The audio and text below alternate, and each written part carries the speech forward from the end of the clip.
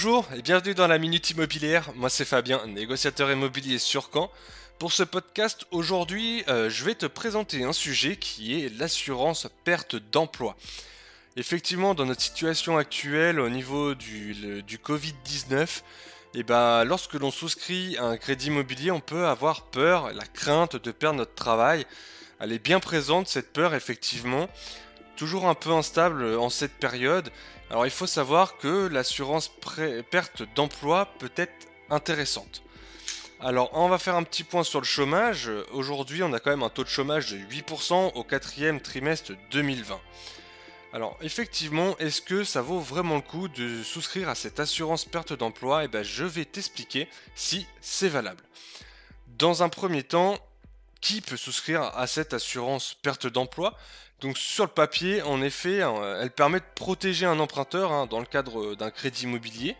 En fait, l'objectif, c'est vraiment de prendre en charge tes mensualités de prêt en cas de chômage. Donc bien sûr, cette assurance, elle est entièrement facultative, elle n'est pas obligatoire, mais elle a quand même la particularité de s'adresser à tout le monde. Enfin, à tout le monde, entre guillemets. Parce que en fait, il faut que tu sois salarié, donc en CDI depuis au moins 6 mois et être âgé de 50 ans. Ce qui veut dire que si tu es en CDD, intérim, en micro-entreprise ou dirigeant d'une société, vous ne pourrez pas y prétendre. Donc finalement, elle ne s'adresse pas à tout le monde. Il faut avoir un CDI d'au moins 6 mois déjà et âgé de moins de 50 ans.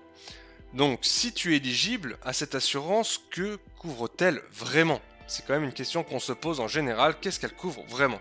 Il faut savoir en fait que seules les pertes d'emploi involontaires sont couvertes. Ce qui veut dire seulement les licenciements économiques.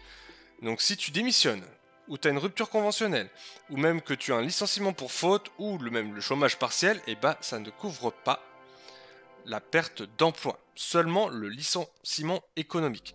Et cela, ça représente qu'un faible pourcentage dans la majorité des pertes d'emploi, à savoir. Je vais quand même vous expliquer les petites lignes à connaître pour ce contrat, notamment le délai de carence entre 6 et 12 mois, ce qui veut dire qu'il ne faut pas perdre son emploi pendant ce laps de temps.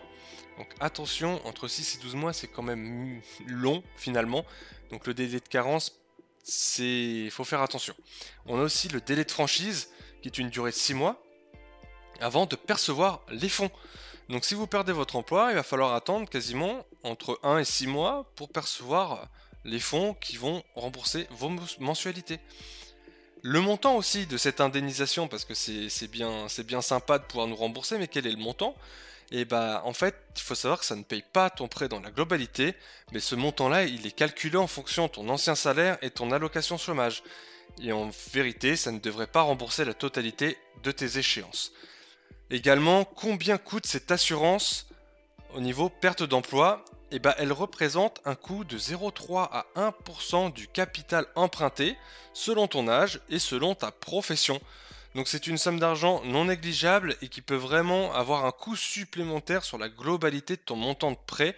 Donc attention à voir est-ce que cela vaut vraiment le coup parce que c'est très risqué en ce moment ou pas du tout. Parce que ça a quand même un coût qui peut nettement augmenter la globalité de ton investissement. C'est tout pour moi aujourd'hui pour cet article, vous pouvez le retrouver en bas dans la description. N'oubliez pas de vous abonner et puis de laisser un like. C'était Fabien sur la Minute Immobilière, je vous dis à bientôt, ciao.